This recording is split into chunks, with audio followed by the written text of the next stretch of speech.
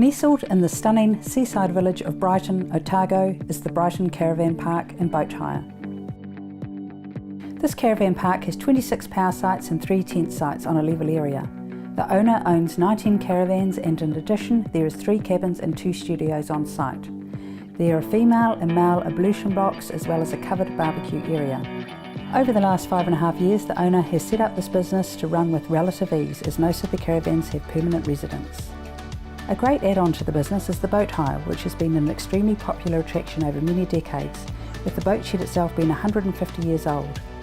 The current owner has thoroughly enjoyed refurbishing this boat shed and sourcing photos which now decorate the walls showing the history of Brighton.